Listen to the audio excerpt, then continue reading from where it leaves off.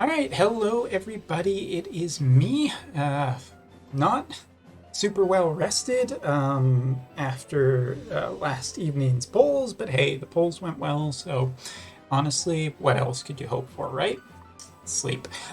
But so today, a couple of things. First of all, just going to talk about reviews. Obviously, there's quite a few things to review in the game. We are going to be taking a look at the Master Ability 2s that were added to this game that I did not even talk about on stream last night. But reviews. I know I have to do Lightning, Hope, Mashari, and also probably a Dark Fina look at. And I think the way I'm going to try and do this is basically do their primary reviews from now on, and then following up that, I'm going to do a secondary review probably about 1 month down the line. I was doing it where basically like 1 week later I would look at the unit again, and I don't think it's enough time to really make super good evaluations. So yes, for the all intents and purposes with this video, that is something I want to talk about for review processes.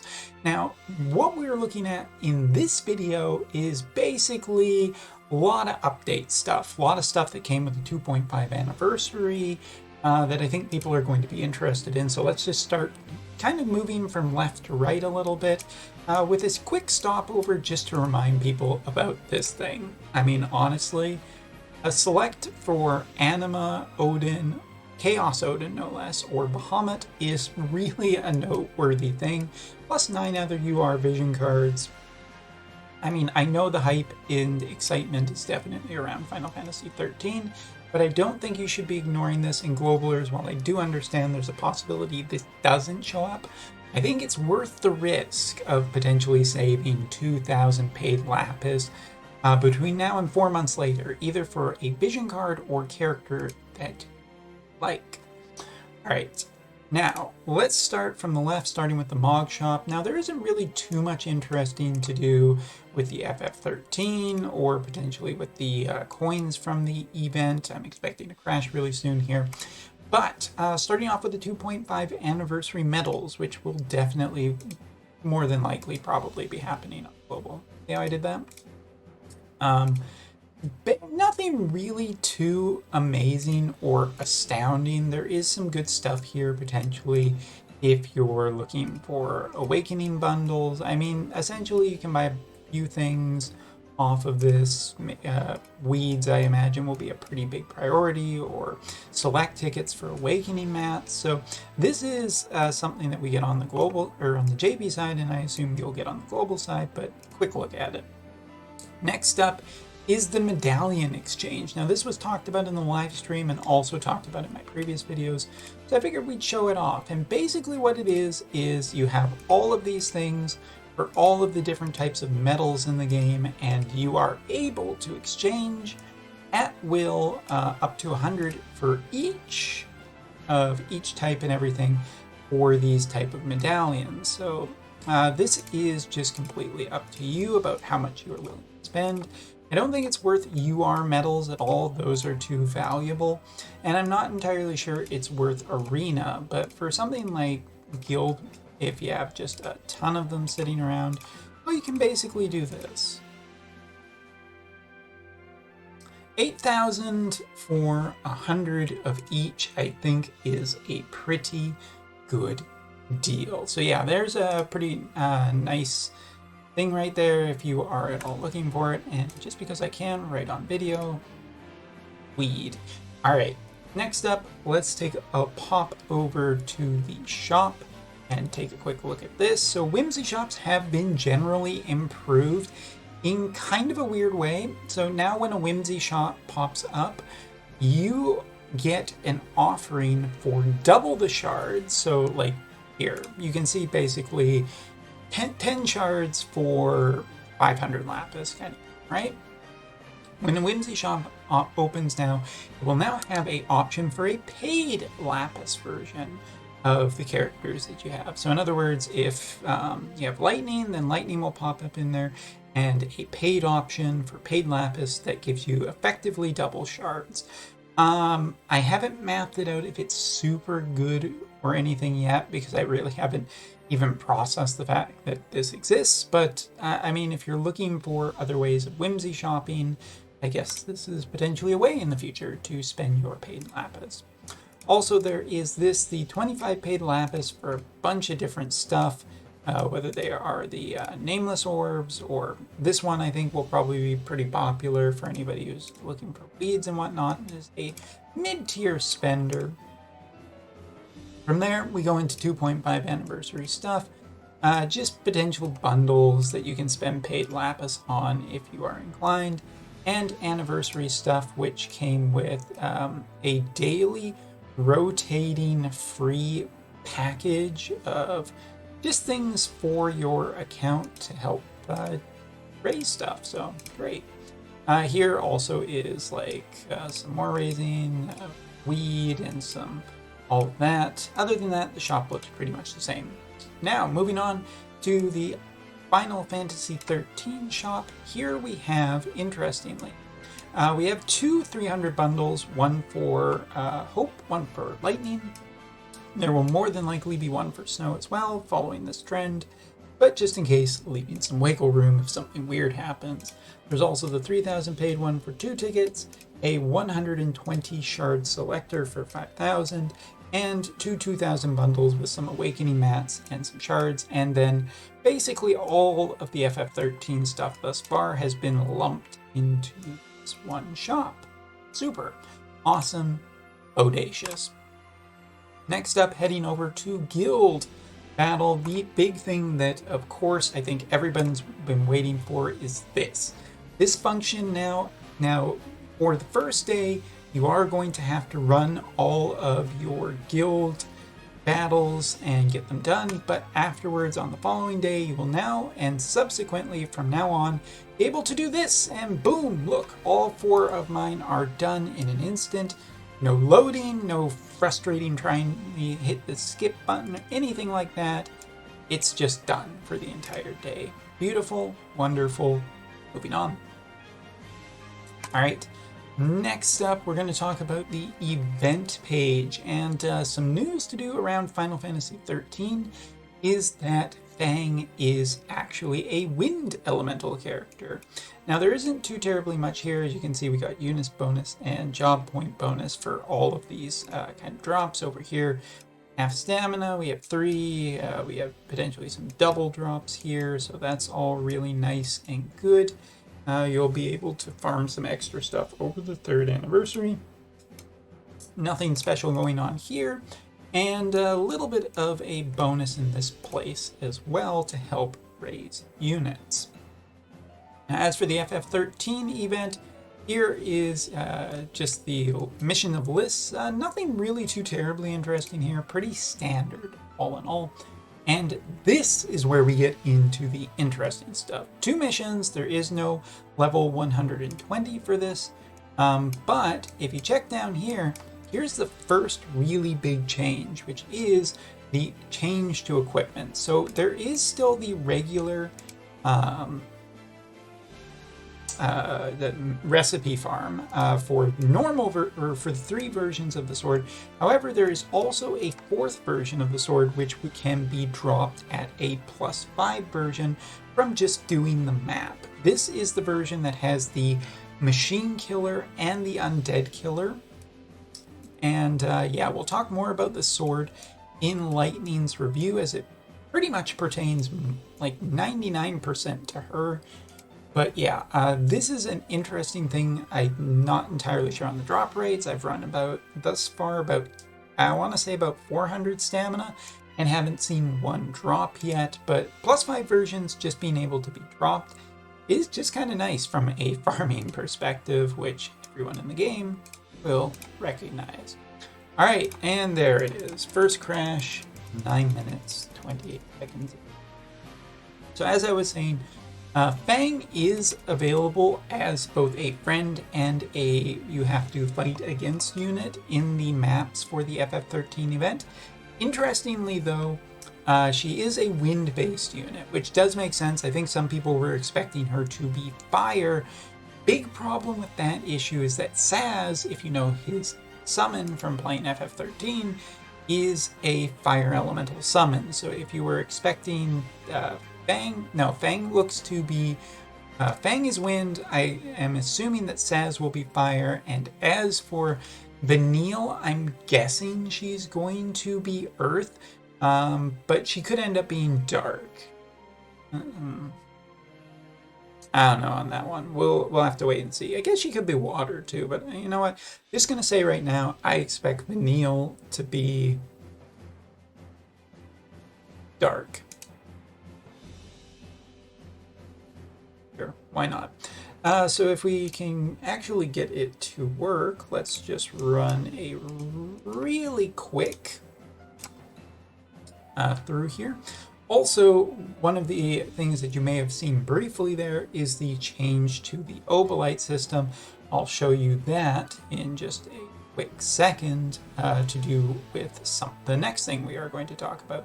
So in this map, you'll see that we are just fighting a bunch of different enemies. There's Fang right there. We'll even take off auto for a second. So we can pop over and take a quick peek at her. Not really too much in hints, and there's nothing really much in the game data at this point, but maybe gives an idea of what her movement and jump will be into the future, as well as potentially her resistances. Of course, all of these things can change, but it is still notable for the moment.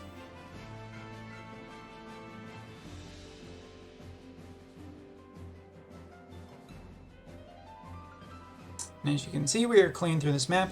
There's also a good number. I just want to take a moment to mention the fact that the FF13 event has a good number of like enemies from the Final Fantasy 13 game. Between Psycom soldiers, the Falsi, or the Lissi or the Falsi. I can never remember. I think it's the Lissi. Failed this year, right? Oof, it's been a while. But yeah, that is very much type of enemies. Some of the bikes and machina as well, or machines. So the 13 event is pretty awesome. You can get 2 3-star pre-built weapons from doing this stuff, as well as a +4. So really easy to build Lightning's weapon.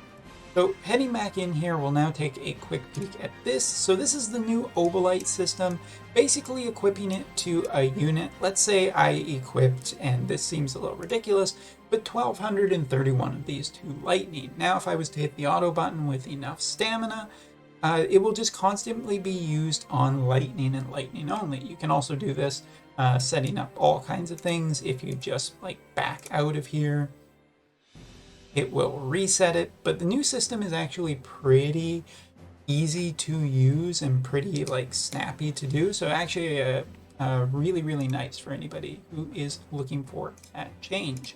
Also, equipping vision cards now will be slightly different. Like if we were to go down here and just take, for instance, this vision card, you can check some of the which units will actually get buffs from this and which units will not, to do with vision card equipment now. But I haven't played around too terribly much from this, but it's in there somewhere. Yeah, right here. So this is the new button, as you can see, seeing the effects and everything of the actual vision card, what you want. Put that back on there and move on. Currently, there is also a brand new couple things for the equipment to do with runes. This is one of the things I haven't played around with yet, so I'm not 100% sure on where everything is yet, but basically you can set preset runes to be equipped on certain weapons, or certain preset and everything like that. There's also 2 new 6-star weapons and 1 new 6-star piece of equipment. So the old AIM piece of equipment, which I think I have maybe 1 copy of, the Wolf's Hat is been given a 6-star, doesn't look too terribly impressive. We also have a couple other pieces of equipment. lost my notes. The lightning sword, which is a pretty classic piece of equipment, has been upgraded. Still has 15 slash, still has plus 30 lightning attack, but also has some critical up on it now of plus 10. Ice Lance gets its spear plus 15, ice attack plus 15, and aim plus 10. And as for the Wolf Hat gets aim plus 15 and max HP up of 10%. Those are the general equipment's increases. Now, I'm sure that I am probably forgetting something, because as I've just been going through all of this list, I'm almost certain that something has slipped my mind, potentially to do with vision cards or espers or something like that. But one of the things I did not get to talk about last night on stream was Master Abilities 2s, and we have 2 new Master Ability 2s to talk about today. So first of all is Glassy Regalia, or Dress Up Glassy, or whatever you want to call her. A couple of improvements to her.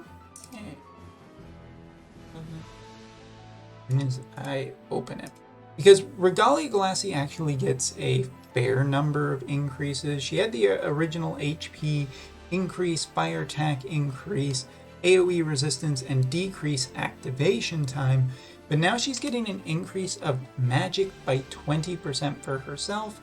Not the most exciting thing. I honestly would have probably been more happy to see magic resistance ignore, but okay. And also 2 of her ability gets upgraded. 2 of her attacks, which are it's essentially her magic breaker or magic barrier break for target, which does a 200% mod and has 3 uses. Now it gets a 60% increase on its modifier, so 260 total, if one of the following effects is active: Sleep, Berserk, or Auto Restore. Seems okay, honestly. I still use this unit. I think she has some good potential chaining potential, but for a Master Ability 2 increase, not what I would say really exciting with where fire is as an element. Feels a little bit on the lower spectrum rather than, the super exciting high end of the spectrum for this character. And then the other character to talk about is Ruin Stern, and Ruin Stern is much more interesting. Now, he is, of course, an older unit, so probably needed a bit bigger of a buff, but I do think he gets that. So before he had defense penetration by 20 and slash attack by 10. Now, he still has that, but he is also increasing the dark attack for allies. He is giving a slash, or increase of, the HP for dark allies and the dark attack for allies. I was rereading the same stuff. He also has increased slash resistance penetration for himself by 20. That is more what I was kind of hoping for Glassy Regalia version, because that seems to be more of a growing trend for you. Also, one of the other really nice things that he gets is an increase of HP by 20% for himself. HP is one of the things he spends to potentially use one of his skills. So now that he has more HP, he's just going to be a little bit more survivable. And that brings us to the final big increase that he gets. He gets a reduced damage taken 100% one time for himself. So basically, Laswell's Bolide skill, he has auto-active from the beginning of the fight. Now, do I think this is going to make a huge difference in Ruin Stern? No, but it will let him effectively get some stuff done and get a free hit on his enemies. He has more attack power now. All of his attacks are generally improved by just ignoring slash resistance.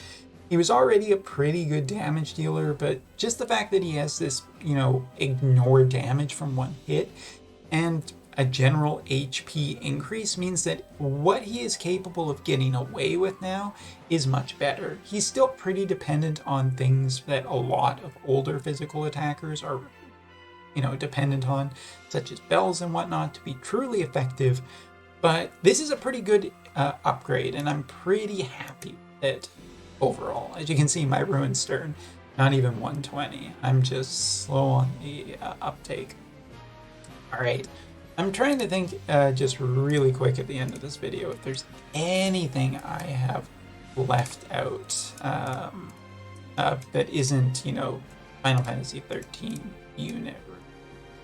Yeah, the optimization for that, which I haven't played around with too much. Maybe we'll do a video on it later if people really want. Both skip functionality, all the shops and everything, banners, all of that. So there you go. Look at all the stuff that's been added in the 2.5 anniversary. Overall, the game feels a little nicer to play, a little easier to play, a little less stressful to play, and just better for the player. And at the end of the day, that puts a smile. So yeah, talk about our new characters, including our leading lady here, very shortly, if that video didn't go up before this video. Anyway, so yeah.